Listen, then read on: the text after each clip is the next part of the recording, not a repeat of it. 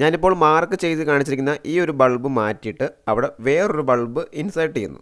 ഇതാണ് മേടിച്ചിരിക്കുന്ന blinker type bulb. ഞാനിത് of ആക്കിയതിന് ശേഷം വീണ്ടും ഒന്നുകൂടെ ഓൺ ആക്കാൻ പോവുകയാണ്. ഇപ്പോൾ ഓഫ് ആയിട്ടുണ്ട്.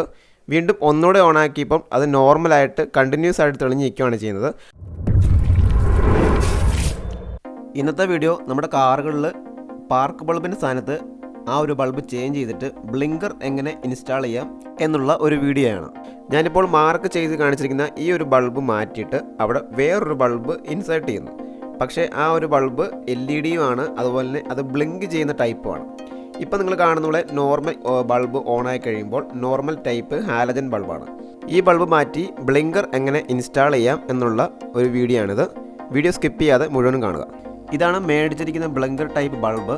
ഈ ബൾബിന് 100 രൂപയാണ് വില. ഇത് നമ്മുടെ സാധാരണ ആക്സറി ഷോപ്പിലൊക്കെ മേടിക്കാൻ കിട്ടുന്നതാണ്. ഇത് നമുക്ക് മേടിച്ചിട്ട് തന്നെ ഇൻസേർട്ട് ചെയ്യാവുന്നതാണ്. അപ്പോൾ നമ്മൾ വീഡിയോയിലേക്ക് കിടക്കുകയാണ്. ബ്ലിങ്കർ ഇൻസ്റ്റാൾ ചെയ്യാൻ പോവാണ്. അപ്പോൾ നമ്മൾ ഹെഡ്ലൈറ്റിൻ്റെ പുറകിലായിട്ടാണ് ഈ ഒരു പാർക്ക് ബൾബിൻ്റെ കണക്ഷൻ വരുന്നത്.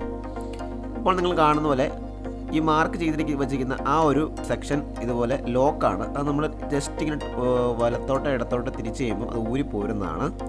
ഊരി പോകുന്നതിന് ശേഷം നമ്മുടെ ആ ഒരു ബൾബ് വിത്ത് ഹോൾഡർ കിട്ടും. ആ ഒരു കണക്ഷൻ വിച്ഛേദിച്ച് കഴിഞ്ഞാൽ ആ ഒരു സെക്ഷൻ, ആ ഒരു ബൾബ് വിത്ത് ഹോൾഡർ നമുക്ക് ഊരി പോരുന്നതാണ്. ഇനി ഇത് നമ്മൾ ഒരു സ്ഥലത്ത് മാറ്റി വെക്കുക. അടുത്ത പാർക്ക് ബൾബ് കൂടി നമുക്ക് റിമൂവ് ചെയ്തെടുക്കാം. ഇതിനു മുമ്പ് ഊരിയെടുത്ത ആ ഒരു പാർക്ക് ബൾബ് എങ്ങനെയാണ് ഊരുന്നത് അതേപോലെ തന്നെയാണ് ഈ പാർക്ക് ബൾബും ഊരുന്നത്. വീഡിയോ കാണുമ്പോൾ നിങ്ങൾക്ക് മനസ്സിലായെന്ന് വിശ്വസിക്കുന്നു. ക്ലിയർ ആയിട്ട് ഞാൻ കാണിച്ചിട്ടുണ്ട്. ഇനി നമ്മൾ മേടിച്ച ബൾബ് നമുക്ക് ഇൻസേർട്ട് ചെയ്യാം. അതിനായിട്ട് ഇതിന് നിലവിലുള്ള ബൾബ് ഊരിയെടുത്തിട്ട് ആ ഒരു പുതിയ ബൾബ് ഇൻസേർട്ട് ചെയ്യാം. ഇപ്പോൾ നമ്മൾ ചെയ്യേണ്ട കാര്യങ്ങളെല്ലാം കറക്റ്റായിട്ട് കൊണ്ടുവന്നിട്ടുണ്ട്. ഇനി ആ ഒരു ബൾബ് ഇതുപോലെ ജസ്റ്റ് വലിച്ചെടുത്താൽ അത് ഊരി പോരുന്നതാണ്. എന്നിട്ട് വീണ്ടും പുതിയ LED ബൾബ് വീണ്ടും ഇൻസേർട്ട് ചെയ്ത് കൊടുക്കുക.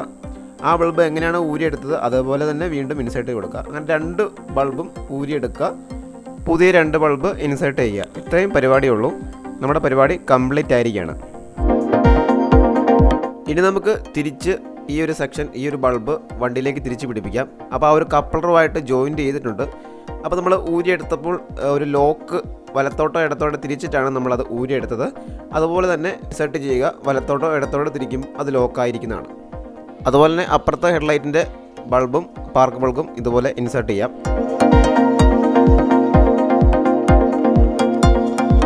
രണ്ട് സൈഡിലെ ബൾബും പഴയതുപോലെ ഇൻസേർട്ട് ചെയ്തിട്ടുണ്ട്. ബൾബ് ചേഞ്ച് ചെയ്തിട്ടുണ്ട്. ഇനി നമുക്ക് ഈ ബൾബ് ഒന്ന് ടെസ്റ്റ് ചെയ്ത് നോക്കാം. ഞാനിപ്പം ബൾബ് ഓണാക്കിയപ്പം ആദ്യം ഓണാക്കിയപ്പം ഇത് ബ്ലിങ്ക് ചെയ്യുകയാണ് ചെയ്തത്. ഞാനിത് ഓഫ് ആക്കിയതിന് ശേഷം വീണ്ടും ഒന്നുകൂടെ ഓണാക്കാൻ പോവുകയാണ്. ഇപ്പോൾ ഓഫ് ആയിട്ടുണ്ട്. വീണ്ടും ഒന്നുകൂടെ ഓണാക്കിയപ്പം അത് നോർമലായിട്ട് കണ്ടിന്യൂസ് ആയിട്ട് തെളിഞ്ഞ് നിൽക്കുകയാണ് ചെയ്യുന്നത്. അപ്പോൾ മനസ്സിലാക്കാം, ആദ്യം ഓൺ ചെയ്യുമ്പോൾ ബ്ലിങ്ക് ചെയ്യും, അത് കഴിഞ്ഞ് ഓഫ് ചെയ്തതിന് ശേഷം വീണ്ടും ഓണാക്കുമ്പോൾ അത് കണ്ടിന്യൂസ് ആയിട്ട് തെളിഞ്ഞ് നിൽക്കും. അപ്പോൾ 2 ഓപ്ഷനാണ് നമുക്ക് കിട്ടിയിരിക്കുന്നത്. ഇപ്പോൾ ഞാൻ വണ്ടി ഒരു വെട്ടം കുറഞ്ഞ ഭാഗത്തേക്ക് നിർത്തിയിട്ടുണ്ട്. നമുക്കിതൊന്ന് വ്യക്തമായിട്ടൊന്ന് കാണാം. ഇപ്പോൾ ഞാൻ ഓൺ ആക്കിയപ്പോൾ അത് തെളിഞ്ഞു നിന്നു. ഇനി ഞാൻ ഓഫാക്കിയിട്ട് വീണ്ടും ഓണാക്കിയപ്പം ബ്ലിങ്ക് ചെയ്തു. പക്ഷേ നേരത്തെ ആദ്യം ഓണാക്കിയപ്പം ബ്ലിങ്ക് ചെയ്യുകയാണ് ചെയ്തത്.